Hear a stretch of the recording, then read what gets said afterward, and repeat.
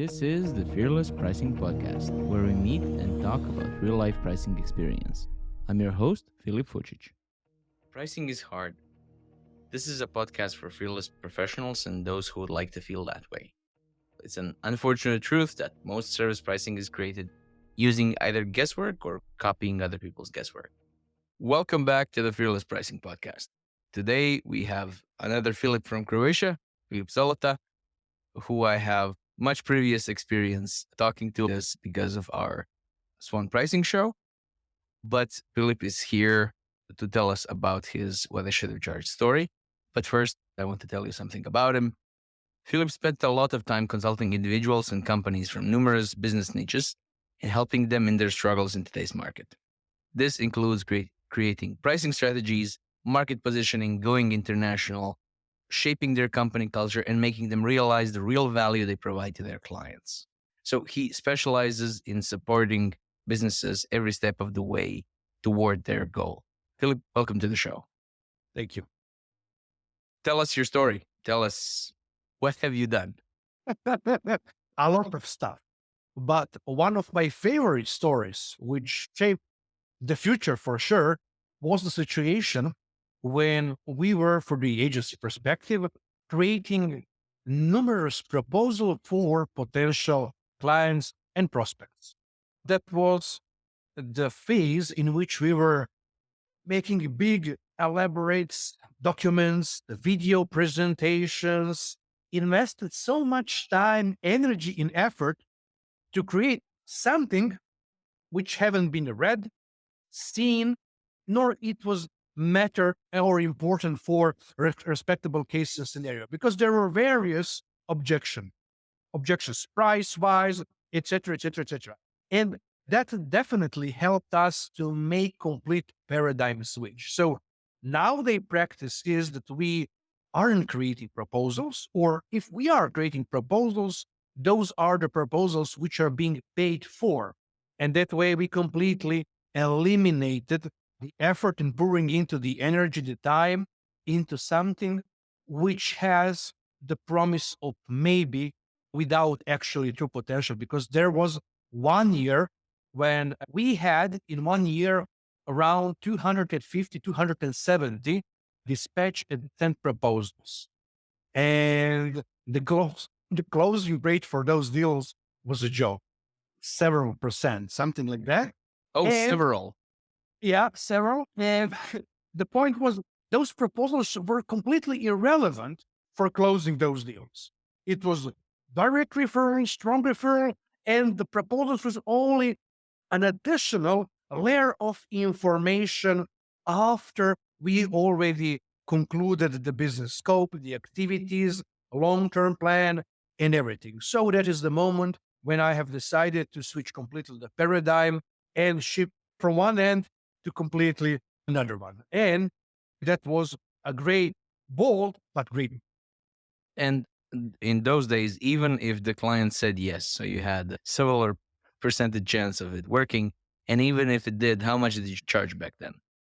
The price then compared to now, the price was 1/8 of our actual price. Okay, that was also the starting phase, a learning phase for sure, but completely irrelevant to situation nowadays in terms of scope, project budget, and everything connected to it. Okay. So how do you do a proposal now? If we have a smaller scope of the requirements and it's plain simple and easy to understand what are the requirements, we are creating a proposal practically on the spot, giving the information verbally to the respectable client and customer.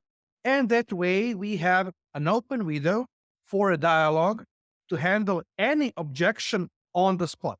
In the same time, that way prospects need to take their time to jump on a call and concretely talk with us about the project scope.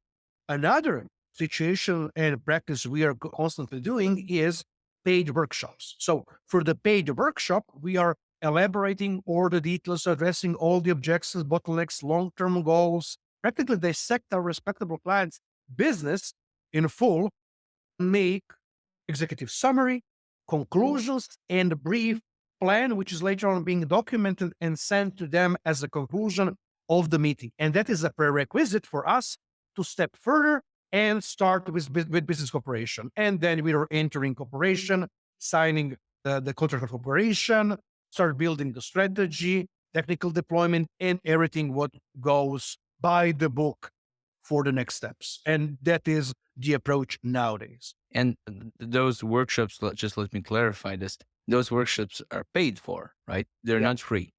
Yeah. And that is also a strong segmentation tool for those who are serious from those who are there to lower the price, Kick to tires. analyze the average expecting price, what they can catch on the market, and similar. Exactly.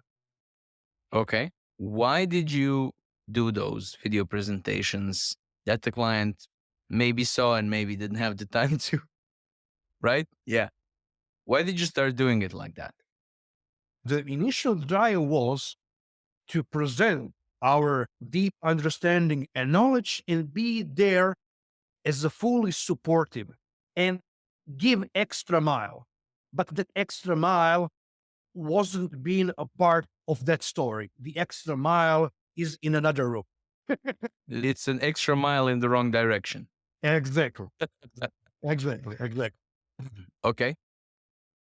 So the classic agency model of Yeah. pitching, right? Pitching first. You basically solve the problem and then you pitch for the chance to implement the problem that you already solved. As far as you're concerned, that's a question. Yeah, exactly. That story is done. And luckily for me and for my business, it was done quite fast because after I saw what is happening and what is actual closing rate, what is the feedback from the respectable client side, prospect side, I was done with that. So what's your closing rate now, if you can tell me that? Sure. It's very interesting depending on the setup and environment. But one thing is a fact average closing rate from all contacts which land to our lab, no matter it's from inbound or referral, whatever, it is between 35 and 45%. But all those respectable prospects who are going through the paid workshop, it is 75% and above. Why? Because during workshop, we are addressing all the potential objections, managing the expectations, and we are also looking at each other as the future potential partners. And are we truly in sync? Value wise, understanding wise, and perspective wise. So that is very important. And that, as a part of the process, is fully supportive to our business activities and plan. And that is to truly partner up only with like minded individuals, partners, and businesses with whom we have a true perspective in future. You had a couple of percentage success rate when you were trying your hardest to give away a lot of time and prove that you're a hard worker and you'll be there and you'll support them and stuff. And now that you say, pay me first to do a workshop to see what should be done, now you have a 30 to 70% depending on how you look at things. Mhm. Would you say that's counterintuitive? And so I would say that's counterintuitive. Would you to explain why that is possible? Yeah, it's clear. You are positioning yourself as the authority because always when you're communicating transparently your strength, power, knowledge, etc., you are investing too much and you are being perceived as needy for business. And that is a big rejection point for sure on the market. A big turn off. This way, we are only communicating, oh, we don't need you. If you want to work with us, okay, we are here to help you, to support you. If you are professional, understanding what needs to be done, and you need to pay for it for the initial steps, after which we'll be concluding, are we a good fit for a business cooperation? So it's more strict in terms of the approach, but also, as mentioned previously, is a strong segmentation tool. One thing is the fact on that road, we for sure rejected maybe some of them who were potential good fit for us. But it happens. You cannot eliminate one paradigm in the approach without leaving something behind. So that is something which you understand, confirm, and that is simply it. It's a part of the process. Or the prices we pay, right? Yeah, Because exactly. the choice is a better choice, just has to be better than the other one. It doesn't have to be perfect. In order for you to see if that choice was good, you can't compare it to the ideal where you get all of the clients in a perfect way and you close 100% of your bids. If you did, that would still be suboptimal. That means that you're not charging enough, Yeah, right? yeah, yeah. So if you're closing 100% of your offers, you're doing something wrong. Raise your price. Well, something is So deeply wrong there. before we continue, I'd like to suggest two things. Firstly, if this is the first time you're tuning in, I'd love for you to subscribe and hear the next story in a week. And second, if you feel you could do with a little more fearless pricing content, look in the show notes for the link to the popular, short, and sometimes funny biweekly newsletter. That's it. Let's get back to the show. Yes, absolutely. Because it means that your service is steal. And I think you are right. I'm also going to weigh in on why it's completely logical that you have a much higher success rate at asking people to pay for analysis than to give away half of the work. And it's about confidence. We've talked about this before, but nobody really wants to pay expert prices if they don't need an expert. And they think they need an expert if the problem that they're trying to solve seems really tough if they go on relying on their own knowledge. So it's not about whose hands are going to implement this, because hands you can always find, right? But do I really understand enough about this situation to say what needs to be done and to say the sequence? And only if I don't have the idea that I should probably ask somebody else, am I ready to actually pay for an expert? But once I'm there, then I want somebody with a high degree of confidence because I need to borrow their confidence, basically. And when that happens, I'm not interested in people with low confidence or who are acting like their confidence is low. So if somebody says, yes, I will work so hard for any dollar that you send my way, I will be always on call, I will do 60% more than you even ask. That sounds like that person has very low confidence that I'm going to work with them. So I don't want to work with them. Yeah. Yeah. Because I don't need that. It's very clear to us what we're doing and how good we are. Clearer than the client again. But it's easy to forget because of the curse of knowledge. It's easy to forget just how opaque, just how murky it is from the client side. There's Mhm. so many agencies, and to a stranger, they all look the same, right? Yeah, okay, these people look like they are probably creative. I believe that they're creatives. I guess their portfolio is fine. It definitely has the right kind of stuff. I like some, I don't like the others. What's the difference, right? So, one of the differences is the price. Because if somebody has the confidence to ask for 8 times more, there's probably a reason. Because if they did that and there was no reason for this, they would be out of business very soon. So apparently, these people have a reason to be confident. Okay, that's what I need. And then all of these behaviors, as like being always on call or acting like the customer is always right, which with expertise based services is almost always wrong. Clients, I think you'll agree with this. Clients always know what they want to achieve. You can get it out of them at least. Yeah. But that doesn't mean that they really know what needs to be done. What is the sequence? What are the steps? How long this is supposed to last? How much this is supposed to cost? These are all things that you cannot be angry at the client if they don't understand this. If they did understand all that, they wouldn't need you.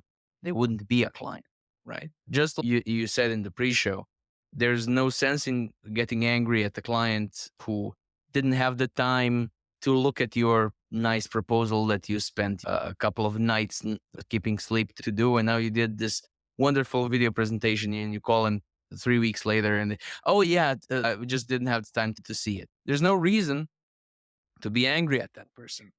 Yeah. There's There's just so much stuff happening around us that watching the video presentation isn't going to be a priority. So I think it's a much better way of assigning priority to say, okay, yeah, I need you to be there in the room with me. And just if you think it's a good idea to do something else while you talk to me with half a brain, you're going to pay for this. And now the priority is there, right? He's paying for this or she's paying for this. So they need to make sure that they didn't pay for nothing. So they will be there. And I think it's Alan Weiss that it says that time and money are in business are mostly not resources, they're priorities. Stuff is happening in time. So there is time. How that time is assigned is a matter of priorities. So if some client has a very low priority on whatever you're offering, that's also a sign that they're a bad fit. They don't need it, or they don't need it as badly as they should, or they don't see they need it. That's all a legitimate thing. However, you're probably not going to change their mind. As we say in the Swan Pricing Show, you can't lose a client you never had. Exactly that. So why did you bring this instance, this problem as your one what I should have charged story? Because that is quite common, especially in new businesses. They're trying hard, too much, and they are, even in cases in which they're not needy, they're communicating neediness, which is by default, counter reaction is rejection or lack of importance. And as you mentioned, it's not a priority at the moment.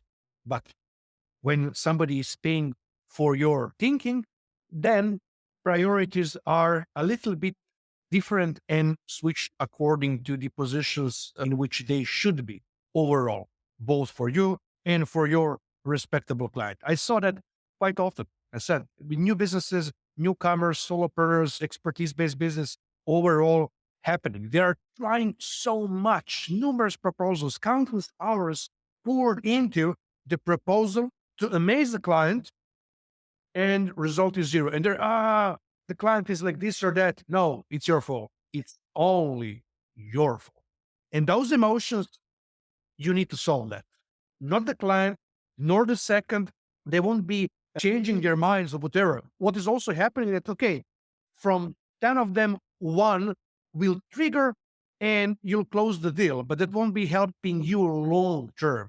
It was matter of statistics because, you nailed the right moment. The pricing was there. The communication was there. Their need was there. So everything came optimally for you and them. But that is something which won't be happening every step of the way. Occasionally, yes, but not way too often. So you need to optimize your time because in later situation, the later stage, when we were receiving a big number of inbound leads from the agency perspective in business, practically, if we stayed with that approach, I could employ two more colleagues who would working full time only on the proposals. That would be meaningless because the result won't be there, wouldn't be there, is the point. Yeah. And you say it's always our fault. And I almost agree. It's definitely always our responsibility. And it basically doesn't matter whose fault it Exactly. is because it's not a game show, right? So it's a matter of later deliberation of whose fault it actually was, but the responsibility lies with you. Yeah. So if I thought of a wondrous cure for, I don't know, cancer, but only wanted to talk about it in the Klingon language, it would be my fault. People need this. So why don't they learn Klingon if they really need it? That's not how it works. Yeah. If you're selling something, you need to speak their language. They don't have to speak yours. Exactly that. And one more thing that I think is important to understand about the responsibility. People assign themselves responsibility and take care of responsibility they don't really have. Let's say you need to always stick to the same price for the same work. Who says that? Where does it say that? Why? That's something from the commodities world. Yes, if you're selling the basically the same oranges to two people, you should basically charge them the same price. We're not selling anything like that, anything remotely close to that. It's just saying, why does this person's heart operation cost more than that because they're different hearts. They're of different age. It's in a different environment. It's not the same thing. Just because the surgeon does the same moves with the same knife doesn't mean that it's the same operation. It's not.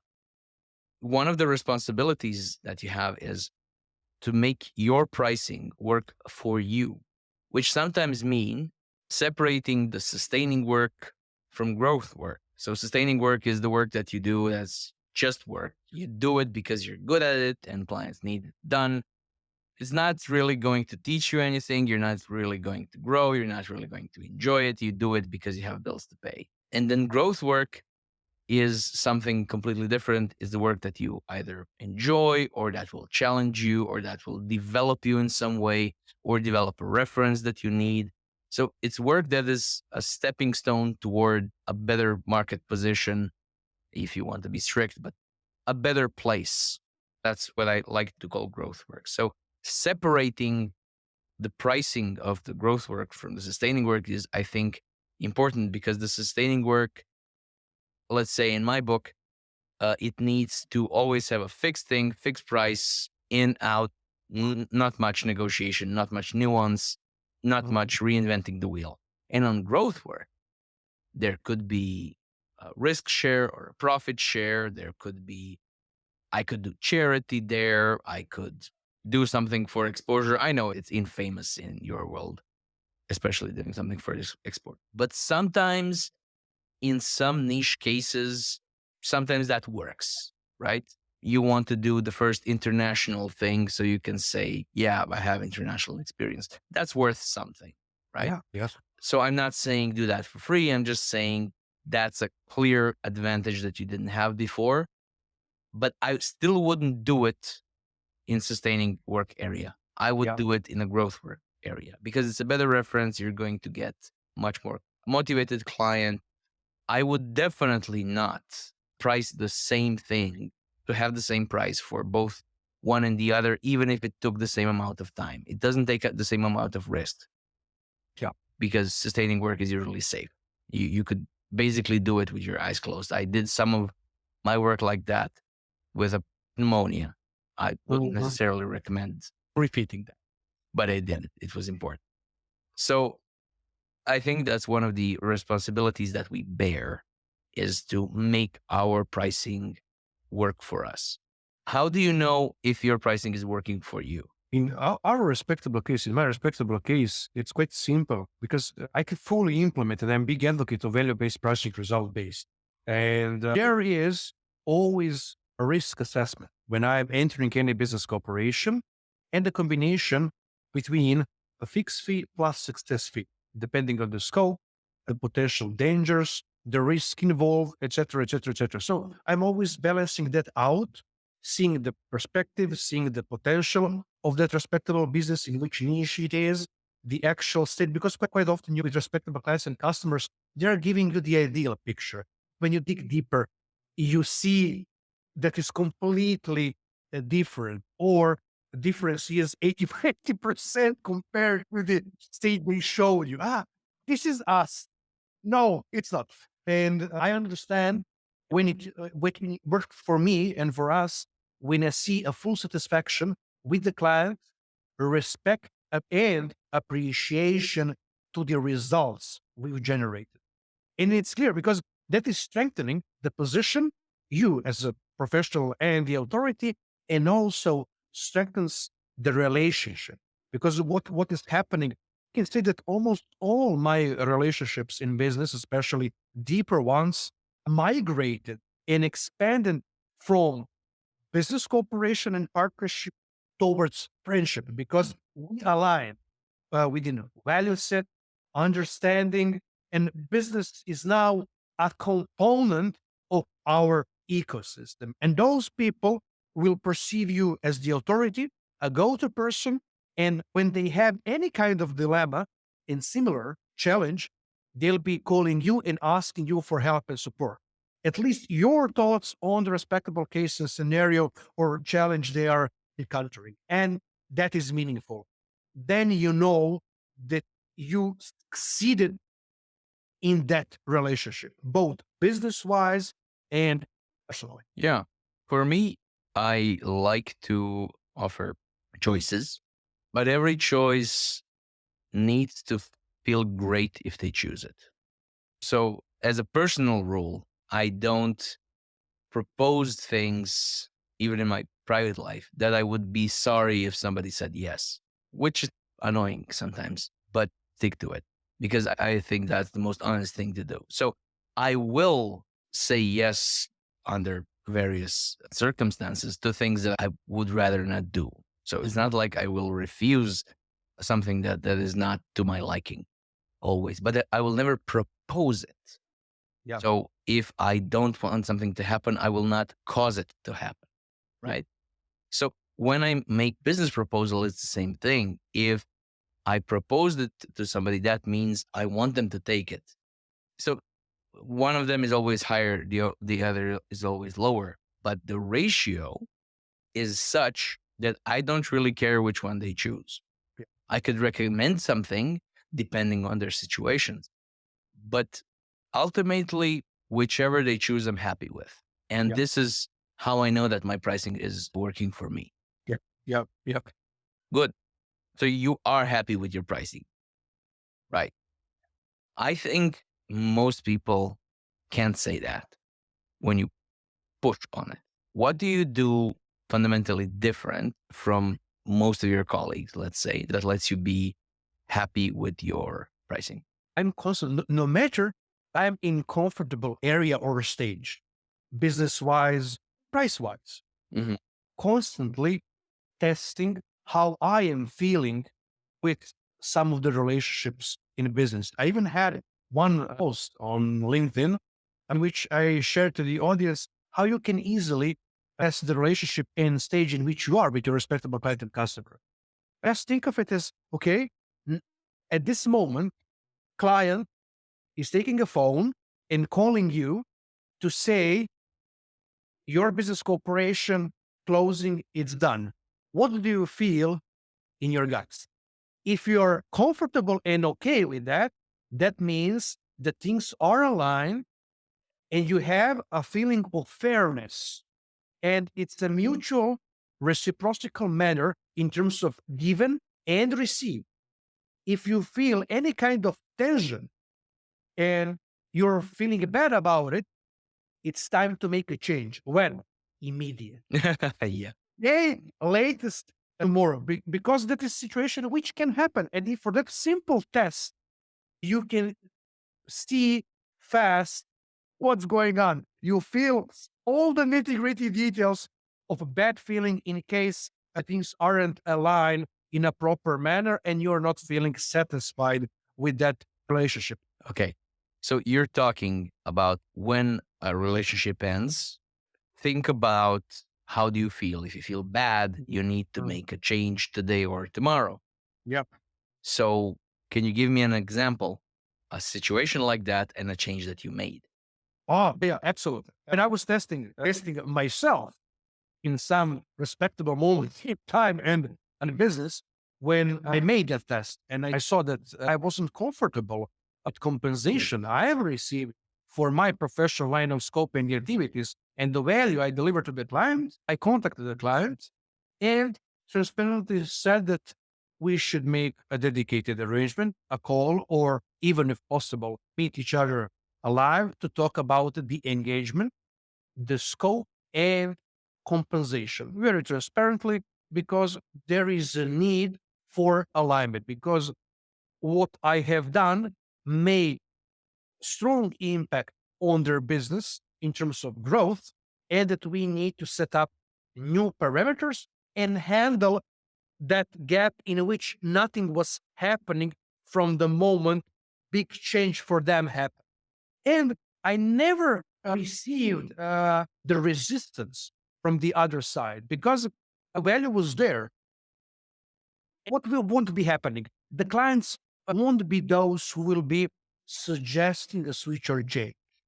It's your responsibility address that respectable case when the time is right, when you feel it is the right time and moment to do that.